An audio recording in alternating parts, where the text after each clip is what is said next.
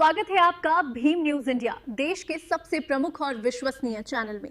आप देख रहे हैं भीम न्यूज इंडिया। नमस्कार, मैं आपके साथ हूं। आइए जानते हैं आज की ताजा अपडेट्स। देश और दुनिया में क्या चल रहा है उसकी पूरी जानकारी लेकर हाजिर हैं। सबसे पहले बात करते हैं आज के मुख्य समाचार की।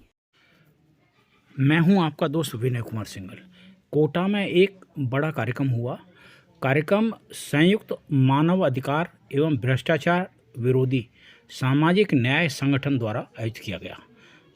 आप देख रहे हैं भीम न्यूज इंडिया। मैं हूं आपका दोस्त विनय कुमार सिंघल। आपसे निवेदन है कि यदि आप हमारे चैनल पर नए हैं तो प्लीज़ हमारे चैनल को यूट्यूब पर सब्सक्राइब कीजिए, लाइक कीजिए, शेयर कीजिए और कमेंट्स कीजिए। भीम न्यूज इंडिया के फेसबुक पेज और ट्विटर के पेज को भी फॉलो कर सकते हैं। देखिए वक्ताओं के अपने विचार क्या थे इस कार्यक्रम में।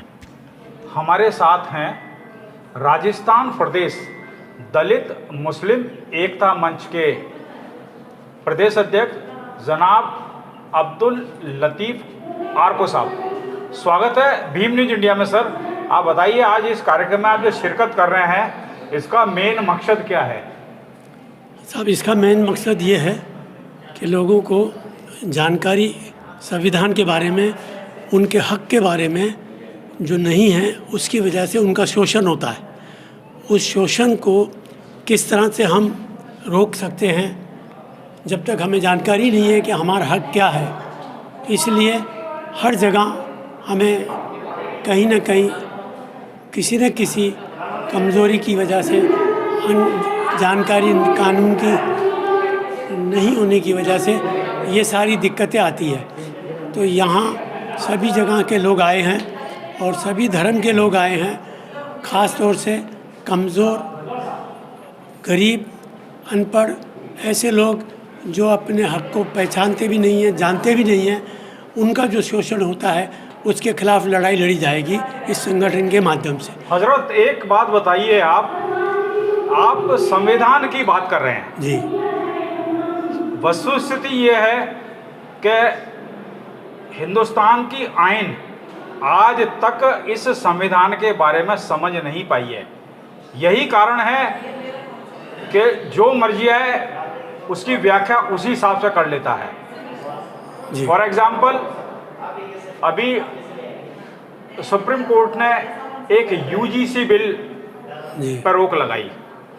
यूजीसी बिल किसी मजहब, जाति के खिलाफ नहीं था।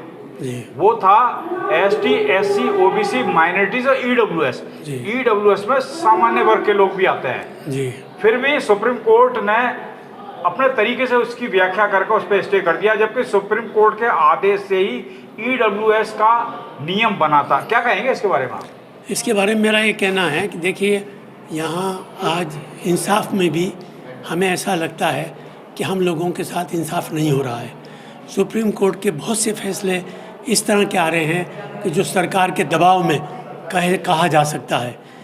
जैसे जितने भी फैसले आ रहे हैं, कई बड़े बड़े फैसले, मिसाल के तौर पर बाबरी मस्जिद का फ़ैसला इस तरह का आया है कि जबकि सारे डॉक्यूमेंट मुसलमानों के फेवर में हैं, उसके बावजूद भी इस तरह के फ़ैसले, बहुत सारे ऐसे फ़ैसले सरकार के दबाव में आ रहे हैं। हकीकत तो ये है कि ये सरकार कहती कुछ है और करती कुछ है, और ये सारा का सारा इसकी वजह है कि हम लोग आंख बंद करके वोट डाल देते हैं, कुछ ही छोटी मोटी लालच में वोट डाल देते हैं।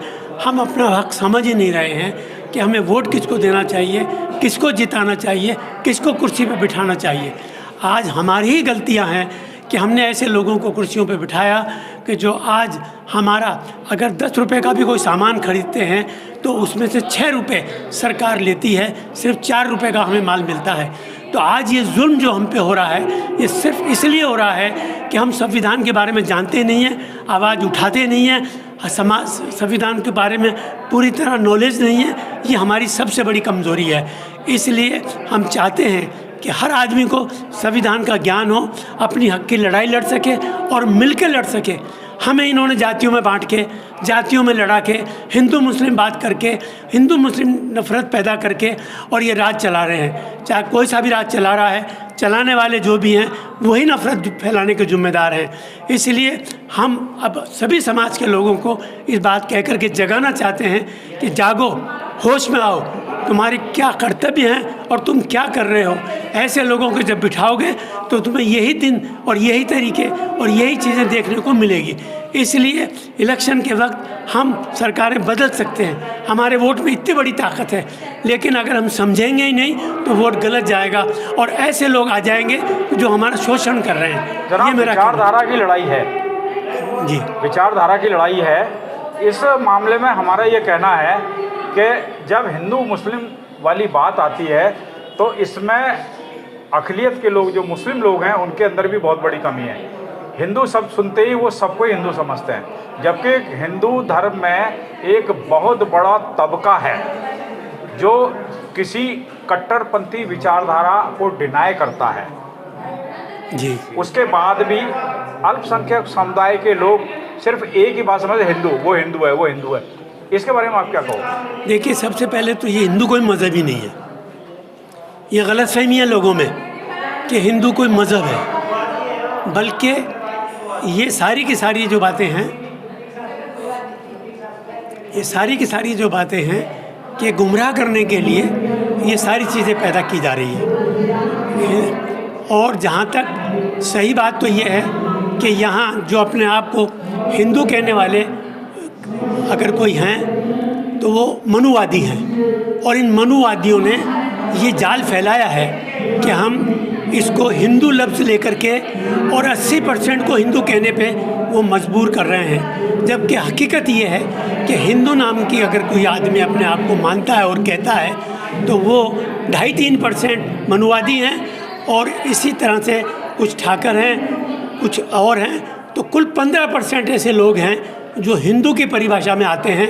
85% लोग ऐसे हैं कि जहां हिंदू की परिभाषा में नहीं आते हैं, लेकिन ये जाल बना करके धोखे में लेकर के ये सरकारें, ये अपनी सरकारों को, वो तो ठीक है, लेकिन मुस्लिम समुदाय के लोग भी उस 85% लोगों को ही हिंदू मानते हैं। इसके कॉन्सेप्ट कैसे क्लियर होंगे, ये बताइए आप। देखिए, ये बात आप बिल्कुल ठीक कह रहे हैं। मुसलमानों में शिक्षा की कमी है, जिस तरह दूसरों में भी शिक्षा की कमी है, अज्ञानता की कमी है, इस तरह मुसलमानों में भी शिक्षा की कमी होने की वजह से कुछ लोग ऐसी गलतियां करते हैं, लेकिन धीरे धीरे उनमें ये शिक्षा, हम लोगों में भी शिक्षा का काफ़ी तेज़ी से बढ़ोतरी हो रही है, ज्ञान दिया जा रहा है और शिक्षा बढ़ रहा है। धीरे धीरे काफ़ी कुछ सुधार आ गया है, और हमें उम्मीद है कि आने वाला दौर बहुत जल्दी बदलाव लेकर के आएगा, इसलिए कि इसके जुल्म से गरीब, अमीर, मीडियम, सभी, अमीर तो अमीर होता चले गया, गरीब गरीब होता चले गया। ये हालात इस सरकार ने पैदा कर दिए। आपका संगठन क्या कर रहा है? हमारा संगठन दलित मुस्लिम एकता मंच से जो बना हुआ है, हम लोग दलितों के साथ मिलकर काम करते हैं। किसी भी दलित पे अगर जुल्म होता है तो हम दलितों के साथ ले जा करके उस जुल्म में उनको भाईचारे में बदलवाते हैं। उनको ये बात कहते हैं कि भाई, हम तो आपस में वैसे भी पड़ोसी हैं, भाई भाई हैं।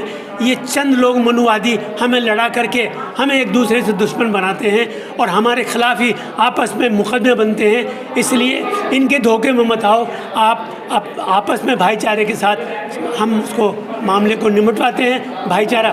या मुसलमानों में कहीं ऐसा होता है तो वो आते हैं हमारे पास, हम उनका साथ लगते हैं। और मुसलमान और दलितों के अंदर जो ये झगड़े कराने के लिए मनुवादी लोग कुछ चीज़ों को कुछ लालच दे करके उन्हें ऐसा कराते हैं, उनको समझाइश करा करके हम भाईचारा बढ़ाने की पूरी कोशिश करते हैं। भीम न्यूज़ इंडिया को समय दिया, आपका बहुत बहुत शुक्रिया जनाब। बहुत बहुत शुक्रिया, आपने हमें मौका दिया कि हमने अपनी बात आप तक कही।